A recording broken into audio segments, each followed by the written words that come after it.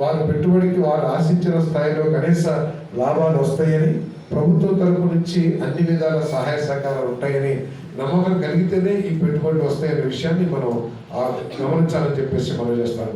మనం పోటీ పడేది సామాన్యత కాదు.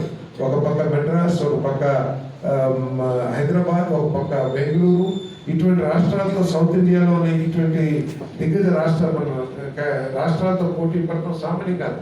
అయినా కూడా ఈరోజు వస్తున్నాయి అంటే అది ఈ రాష్ట్ర నాయకత్వం పట్ల పెట్టుబడిదారులు మన నమ్మకం, ఈ రాష్ట్రం తీసుకొచ్చిన పాలసీస్ అని చెప్పేసి నేను గర్వంగా చెప్పగలని చెప్పేసి నేను మీకు మనం చేస్తాను. మరి ఈరోజు ఎక్కడ కూడా ఎస్క్రో అకౌంట్ ఎవరైనా పెట్టుబడి పెడితే మీకు ప్రభుత్వం అనౌన్స్ చేసిన ఇన్సెంటివ్స్ని ఎస్క్రో అకౌంట్ ద్వారా మీకు అందిస్తాము అని అంటే ఈ ప్రభుత్వానికి ఉన్న చిత్తశుద్ధి ఏమిటో ఒకసారి అందరూ కూడా ఆలోచించాలని చెప్పేసి మనం చేస్తాం. ప్రపంచంలో నాకు తెలిసి దేశంలో అయితే ఏ రాష్ట్రంలో లేదు ఎస్క్రో అకౌంట్ ద్వారా ఇన్సెంటివ్స్ అందించే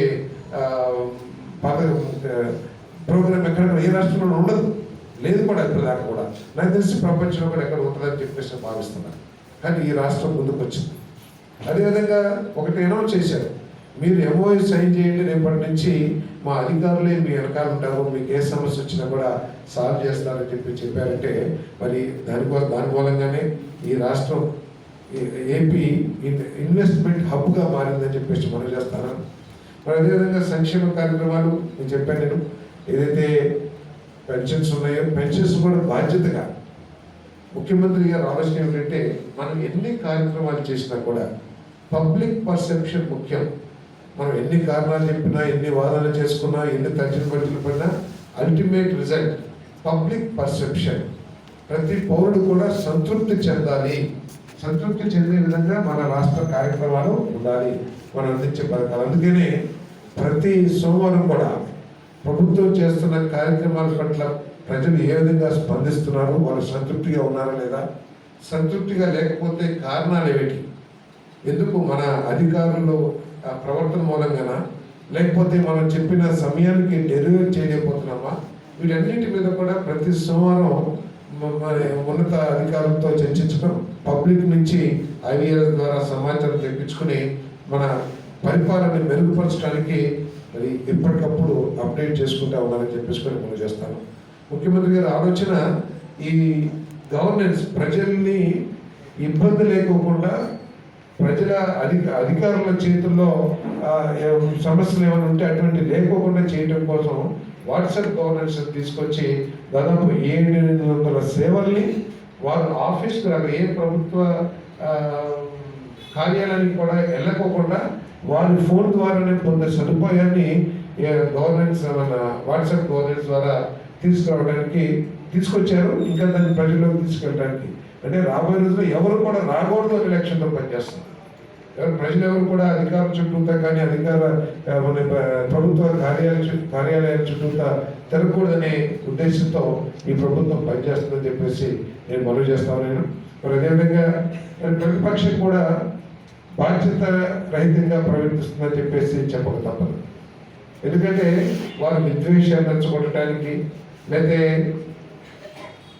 అనేక రకమైన ఉద్యోగ భావాలు రెచ్చగొట్టి రాజకీయ లబ్ధి పొందడానికి ప్రయత్నం చేయడం చాలా శోచనీయం. వాతావరణాన్ని మరి కలుషితం చేసి వారు వాడే పదజాలం కానివ్వండి, ప్రజాస్వామ్యంలో తావు లేని పదజాలాన్ని వాడి వాళ్ళు రెచ్చగొట్టడానికి మరి వారు ప్రయత్నం చేయడం చాలా శోచనీయం అని చెప్పేసి కూడా మనం చేస్తాం. వారి ప్రతిపక్షం కూడా బాధ్యతారహితంగా ప్రవర్తిస్తూ అసెంబ్లీకి వచ్చి ప్రజల సమస్యలు మాట్లాడాల్సిన ప్రతిపక్షం అసెంబ్లీకి ఎగ్గొట్టి వారి ఇష్టం వచ్చిన చోట్ల కూర్చుని వారి ఇష్టం వచ్చిన మాటలు వారి ఇష్టం వచ్చినాయి. ప్రభుత్వం నుంచి ప్రజాస్వామ్యంలో అసెంబ్లీ అనేది ఒక వేదిక, దేవాలయం లాంటి వేదిక. అక్కడ ప్రభుత్వం నుంచి సమాధానం రాబట్టచ్చు. ప్రభుత్వం ఏదైనా తప్పు చేస్తే ప్రజలందరికీ కూడా తెలియజేయడానికి రాజ్యాంగపరంగా ప్రతిపక్షానికి వచ్చిన హక్కు, దాన్ని కూడా వద్దనుకుని కేవలం ఏదైనా కారణంతో వద్దనుకుంటే మనం ఆలోచించవచ్చు. కేవలం ఆయనకి ప్రతిపక్ష హోదా ఇవ్వలేదనే కారణంతో ప్రజాస్వామ్యాన్ని అపహాస్యం చేసే విధంగా అసెంబ్లీకి రాకోకుండా ప్రజల్ని గాలి వదిలేసిన రాజకీయ పక్షం దేశంలో కానీ ప్రపంచంలో కానీ ఏదైనా ఉందంటే మన రాష్ట్రంలో ఉన్న ప్రతిపక్షమే చెప్పేసి, ప్రతిపక్ష హోదా లేకపోయినా కూడా రాజకీయ పార్టీ అని చెప్పేసి చెప్పక తప్పదని చెప్పేసి మనం చేస్తాం. మరి బయట అనేక విషయాలు మాట్లాడుతున్నారు. ఉదాహరణకి పీపీపీ ఉంది. పీపీపీ వారు తీసుకొచ్చిన జీవో, వారు తీసుకొచ్చిన మోడాలిటీ అన్నీ కూడా వారి ప్రకారం దాంట్లోకి దాన్ని మెరుగుపరిచి మేము చేస్తాము.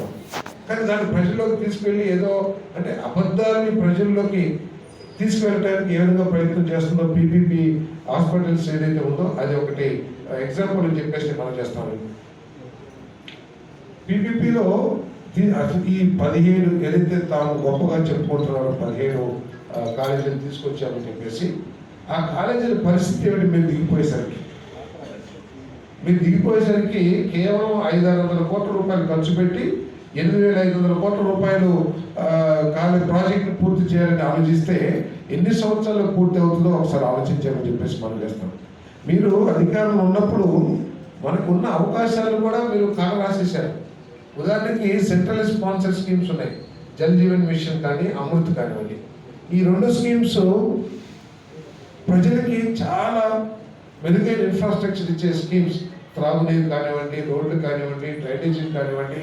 కొన్ని రాష్ట్రాలు అయితే 1,00,000 కోట్లు తీసుకుంటే మన రాష్ట్రం కనీసం 3-4 వేల కోట్లు కూడా సెంట్రల్ నుంచి డ్రా చేసి ఈ ప్రజలకు మేలు చేయలేని నిస్సాయ స్థితిలో ఆ ప్రభుత్వం ఉన్న పరిస్థితుల్లో ఈ కాలేజీలు ఏ విధంగా పూర్తవుతాయి కూడా ఆలోచన లేకోకుండా ఏదో పీపీపీ అంటే తెలియని తనంతో మరి అవగాహన రాజ్యంతో ప్రైవేట్ పరం చేసేస్తున్నారని చెప్పేసి మాట్లాడటం ఎంతవరకు సర్వం కూడా ప్రజలందరూ కూడా ఆలోచించాల్సిన అవసరం అని చెప్పేసి మనం చేస్తున్నాం. పీపీపీ అంటే ఇది ప్రపంచవ్యాప్తంగా ఉంది. కేవలం ఆంధ్రప్రదేశ్లోనో లేదా చంద్రబాబు నాయుడు గారు ప్రారంభించిన విధానం కాదు ఇది. పీపీపీ అనేది పబ్లిక్ ప్రైవేట్ పార్టిసిపేషన్ అనేది ఎప్పటి నుంచో ఉంది అది. సో అన్ని రాష్ట్రాలు కూడా ఈ విధానాన్ని అవలంబిస్తూ ఉన్నాయి. ప్రపంచంలో అనేక దేశాలు అవలంబిస్తున్నాయి. మెడికల్ కాలేజెస్ కూడా అనేక రాష్ట్రాల్లో పీపీపీ మోడల్ నిర్వహిస్తూ ఉన్నారు. మీరు తీసుకొచ్చిన దానికి